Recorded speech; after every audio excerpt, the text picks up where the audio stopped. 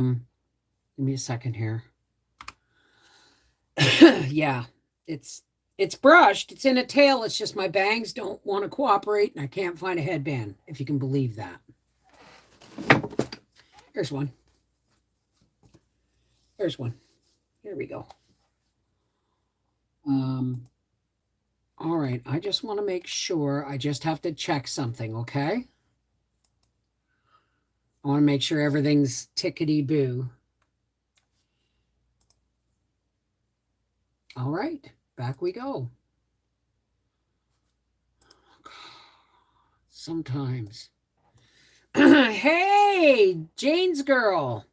I wish that I had Jesse's girl. Wrong song, I know. All right, let me just get back over here. And I found my book. Get back over here. I found my book on the banks of Plum Creek. Just give me a second here, folks. I have to... Howie's gone to the races. Well, not the races. It's not races. He's testing and tuning his car today. And I'm sorry if I'm a few minutes late. I just went and got supper started. So, and I'm not telling you what I'm making for supper because everybody will go, oh no, you're going to kill Mr. Wolfie.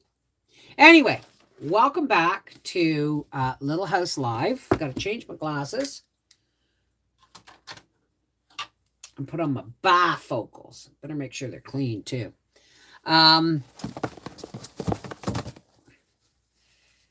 Welcome to week 2 of Little House Live 2023. And I do believe we are on chapter 3, excuse me, of On the Banks of Plum Creek. Yes, we are. I do believe it's chapter 3.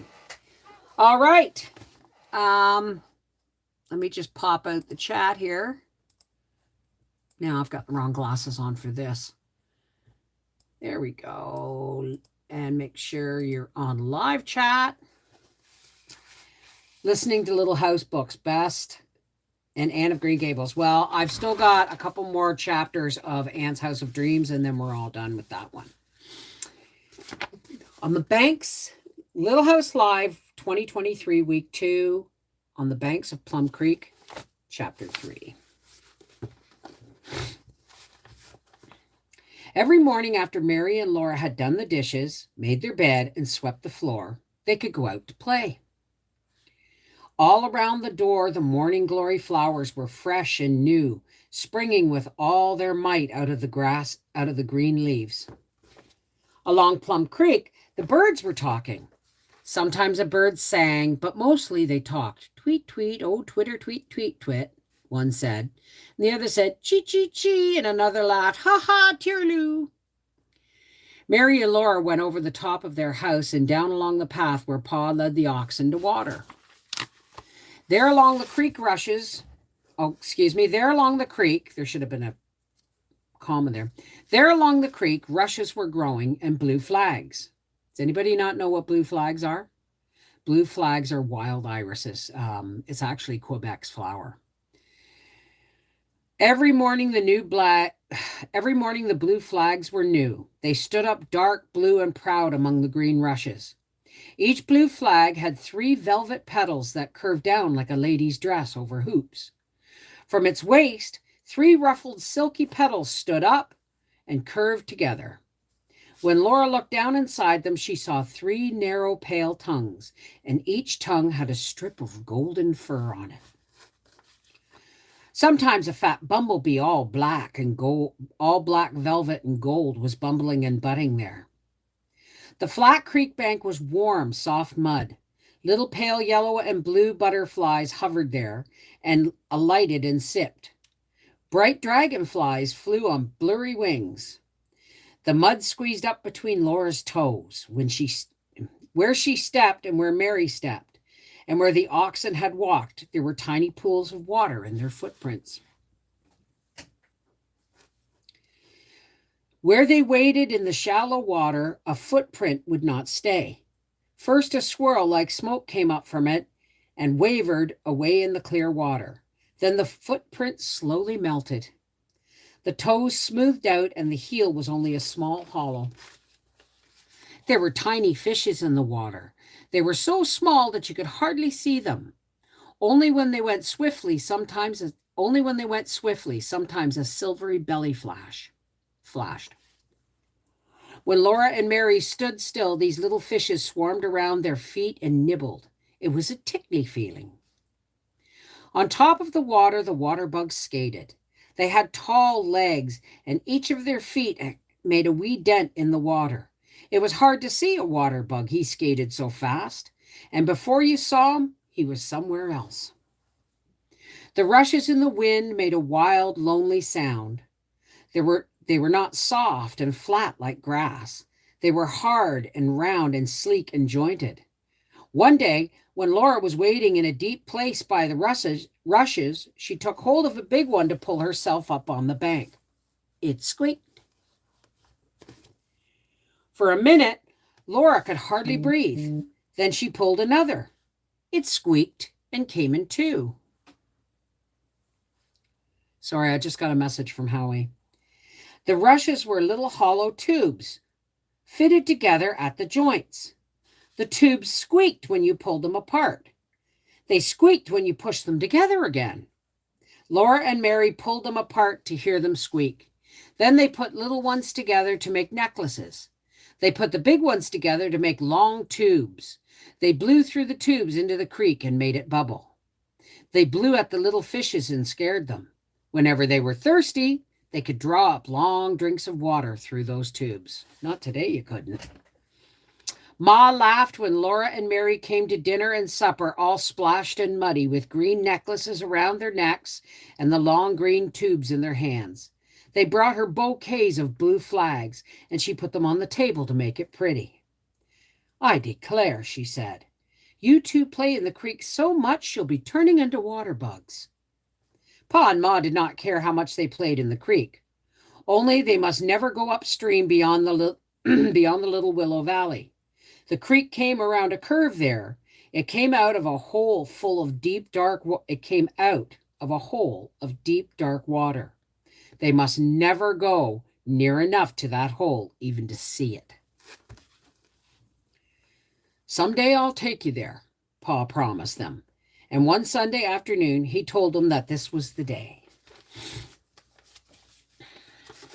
We're going to do chapter 4. Is anybody against chapter 4? We'll do chapter 4. Okay, here we go. Chapter 4, Deep Water. In the dugout, Laura and Mary took off all their clothes, and over their bare skins they put on old patch dresses. Ma tied on her sunbonnet. Pa took Carrie on his arm, and they all set out. They went past the cattle path and the rushes, past the willow valley and the plum thickets. They went down a steep grassy bank, and then across a level place where the grass was tall and coarse. They passed a high, almost straight up wall of earth where no grass grew. What is that, Pa? Laura asked, and Pa said, that is a tableland, Laura. He pushed on through. Well, don't get that upset about it. Oh, you know it's spring. You guys can leave, eh? Okay. He pushed on through the thick, tall grass, making a path for Ma and Mary and Laura. Suddenly, they came out of the high grass, and the creek was there. It ran twinkling over white gravel into a wide pool, curved against a low bank where the grass was short. Tall willows stood up on the other side of the pool. Flat on the water lay a shimmery picture of those willows, with every green leaf fluttering. Ma sat on the grassy bank and kept Carrie with her, while Laura and Mary waded into the pool. Stay near the edge, girls, Ma told them. Don't go in where it's deep. The water came up under their skirts and made them float. Then the calico got wet and stuck to their legs. Laura went in deeper and deeper. The water came up and up, almost to her waist. She squatted down and it came up to her chin. Everything was watery, cool, and unsteady. Laura felt very light. Her feet were so light that they almost lifted off the creek bottom. She hopped and splashed with her arms. "Oh, Laura, don't!" Mary cried. "Don't go in any farther, Laura," said Ma. Laura kept on splashing. One big splash lifted both feet. Her feet came up and her arms did as they pleased. Her head went under the water. She was scared. There was nothing to hold on to, nothing solid anywhere. Then she was standing up, streaming water all over, but her feet were solid. Nobody had seen that. Mary was tucking up her skirts. Ma was playing with Carrie. Pa was out of sight among the willows. Laura walked fast as she could in the water. She stepped down deeper and deeper. The water came up past her middle, up to her arms. Suddenly, deep down in the water, something grabbed her foot. The thing jerked, and down she went into the deep water. She couldn't breathe. She couldn't see. She grabbed and could not get a hold of anything. Water filled her ears and her eyes and her mouth. Then her head came out of the water close to Pa's head. Pa was holding her. "Well, young lady," he said, you went out too far. And how did you like it?"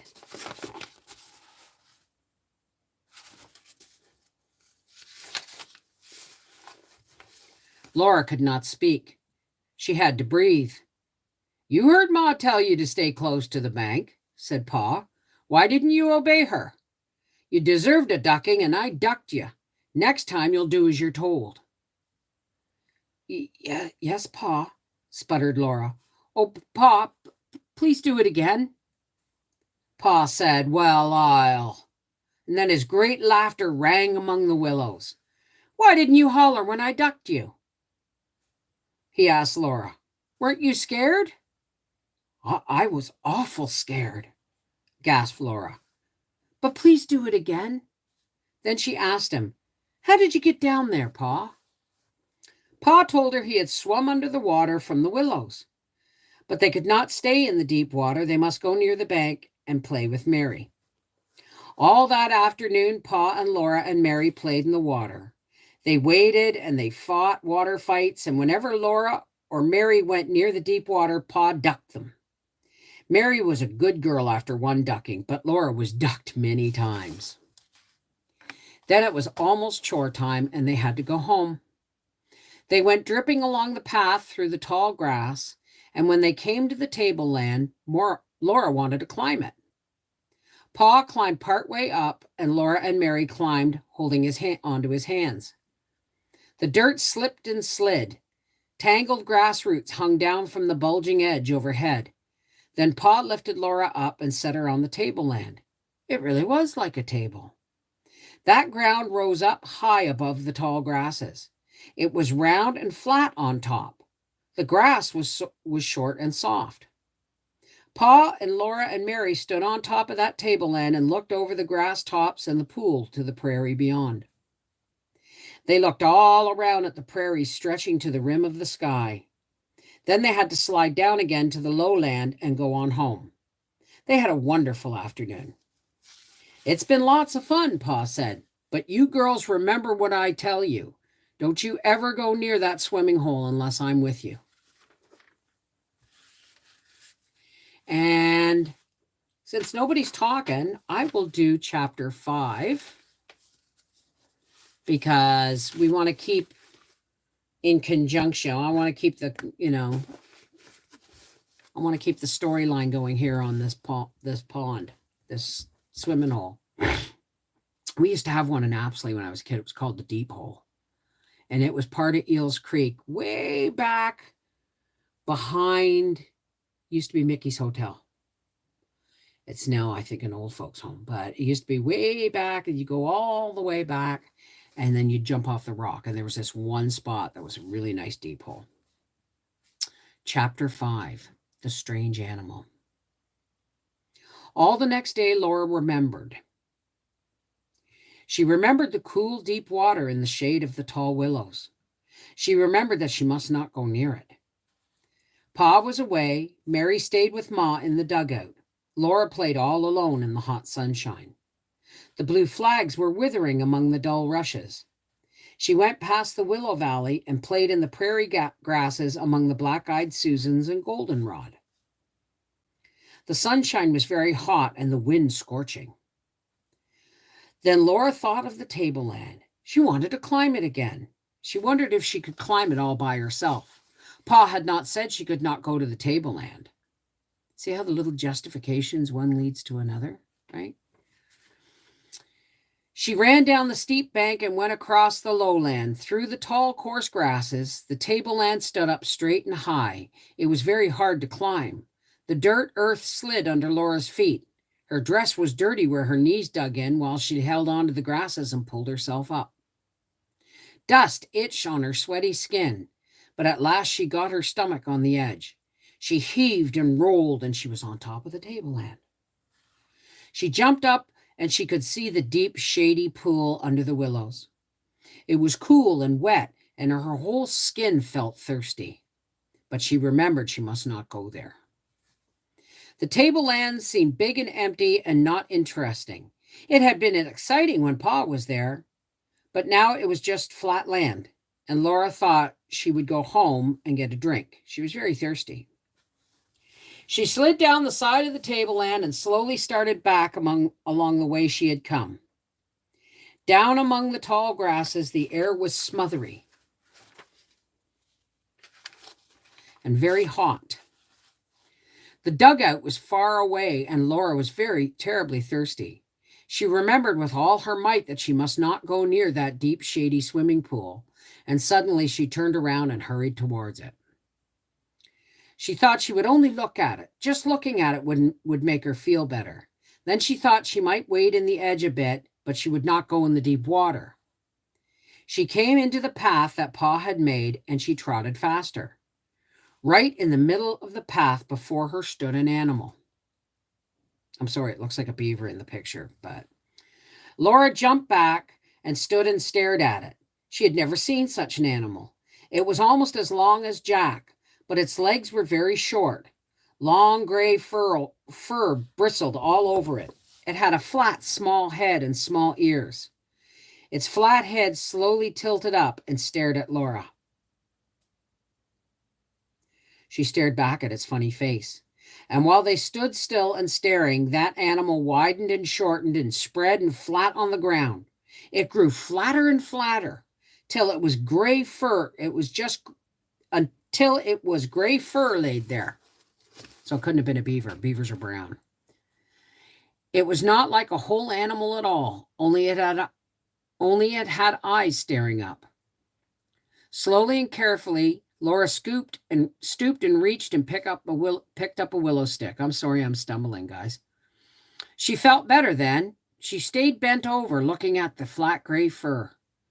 It did not move, and neither did Laura. She wondered what would happen if she poked it. We all know what happens when you poke strange animals, right? It might change to some other shape. She poked it gently with the short stick. A frightful snarl came out of it. Its eyes sparkled, mad and fierce white teeth snapped almost at Laura's nose. Laura ran with all her might. She could run fast. She did not stop running until she was in the dugout. "Goodness, Laura," Ma said. "You'll make yourself sick tearing about in this heat." All that time, Mary had been sitting like a little lady spelling out words in the book that Ma was teaching her to read. Mary was a good little girl. Laura had been bad and she knew it. She had broken her promise to Pa, but no one had seen her. No one knew that she had started to go to the swimming hole. If she did not tell, no one would ever know. Only that strange animal knew, and it could not tell on her, but she felt worse and worse inside. "Go to sleep, Laura," Ma said softly. Softly the fiddle sang to her.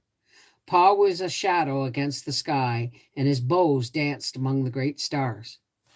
Everything was beautiful and good except Laura. She had broken her promise to Pa. Breaking a promise was as bad as telling a lie. Laura wished she had not done it, but she had done it, and if Pa knew, he would punish her. Pa went on playing softly in the starlight. His fiddle sang to her sweetly and happily. He thought she was a good little girl. At last, Laura could bear it no longer. She slid out of bed, and her bare feet stole across the cool earthen floor. In her nightgown and nightcap, she stood beside Pa. He drew the last notes from the strings with his bow, and she could feel him smiling down at her. "What is it, little half-pint?" he asked her. "You look like a little ghost, all white in the dark." "Pa," Laura said in a quivery small voice, I started to go to the swimming hole." "You did?" exclaimed Pa. Then he asked, "Well, what stopped you?" "I don't know," Laura whispered. "It had gray fur, and it flattened out flat, and it snarled." "How big was it?" Laura told him all about the strange animal. Pa said, "It must have been a badger." Then for a long time he did not say anything, and Laura waited. Laura could not see his face in the dark, but she leaned against his knee, and she could feel how strong and kind he was. "Well," he said at last, "I hardly know what to do, Laura. You see, I trusted you. And it's hard to know what to do with a person you can't trust. But do you know what people have to do? Do you know what people have to do to anyone they can't trust?" "What?" Laura quavered. "They have to watch them," said Pa. "So I guess you must be watched. Your ma will have to do it because I must work at Nelson's. So tomorrow you stay where Ma can watch you. You're not to go out of her sight all day. If you're good all day, then we will let you try again to be the little girl we can trust. How about it, Caroline?" "Very well, Charles," she said out of the dark. "I will watch her tomorrow, but I'm sure she will be good. Now go back to bed, Laura, and go to sleep." The next day was a dreadful day. Ma was mending, and Laura had to stay in the dugout. She could not even fetch water from the spring, for that was going out of Ma's sight. Mary fetched the water. Mary took Carrie to walk on the prairie. Laura had to stay in. Jack laid his nose on his paws and waggled. He jumped out on the path and looked back at her, smiling with his ears, begging her to come out. He could not understand why she did not. Laura helped Ma. She washed the dishes and made both beds and swept the floor and set the table. At dinner, she sat bowed on her bench, ate what Ma set before her. At dinner, she sat bowed on her bench and ate what Ma set before her. Then she wiped the dishes. After that, she ripped a sheet that was torn in the middle. Ma turned the strips of muslin and pinned them together, and Laura whipped the new seam over and over with tiny stitches. Nobody teaches this stuff to children anymore. She thought that seam that day would never end. But at last, Ma rolled up her mending, and it was time to get supper. "You have been a good girl, Laura," Ma said, "and we will tell Pa so. And tomorrow morning, you and I are going to go look for that badger. I'm sure he saved you from drowning. For if you had gone to that deep water, you would have gone into it. Once you begin being naughty, it's easier to go on, and sooner or later, something dreadful happens." "Yes, Ma," Laura said. She knew that now. The whole day was gone. Laura had not seen that sunrise nor the shadows of clouds on the prairie. The morning glories were withered, and that day's blue flags were dead. All day, Laura could not see the water running in the creek, the little fishes in it, and the water bugs skating over it. She was sure that being good could never be as hard as being watched. The next day, she went with Ma to look for the badger. In the path, she showed Ma the place where it had flattened itself on the grass. Ma found the hole where he lived. It was a round hole under a clump of grass on the prairie bank. Laura called to him and poked a stick into the hole. If the badger was at home, He would not come out. Laura never saw that old gray badger again. Okay, that was 3 chapters. I hope everybody enjoyed that. It doesn't seem to be anybody here talking about it, but anybody here to talk. The name flags is definitely an old-timey name for irises. Yeah, the blue irises. That's what my mother always called them. Oh, well, no, I just put it on because my bangs are a mess. I love those little things, though. It's the only kind of hat I could wear. But do you notice that everything was a lesson in those days? Do you notice that, if you can't be trusted, then you got to be watched? See, when I was a kid, we ran the streets of Toronto like crazy. But we always had to stay within the distance of my father's voice, which actually gave us about 3 city blocks, right? If you didn't hear him call, the air vibrated. You could feel the vibration on your skin going, Beverly! So, but it's nice to see. I mean, nowadays, if there was a creek and you showed them where the swimming hole was and all that stuff, kids wouldn't be allowed to go running free on their own anymore. They're not allowed. Why? Because they get into shit because they're too overprotected, right? They got to learn to do as they're told, and then maybe, but if you notice, they made their beds, they helped with the dishes, they swept the floor. Laura couldn't be more than 6 or 7 years old in this, and yet she's hand sewing sheets. I went to teach quilting at our local school on lunch hours one year, and these kids didn't even know how to thread a needle, let alone sew. Right? So that's what we ended up spending the whole term, and all they got done was one little block. Right? Anyway, guys, this is the Mrs. Wolfe from Reading with Beverly Wolfe, and we have left off next week. Chapter 6, Wreath of Roses. We will see you next week on Thursday night, 6:30 p.m. Okay? Take care. God bless, and thanks for joining me on Little House Live. Love you guys. Never forget that.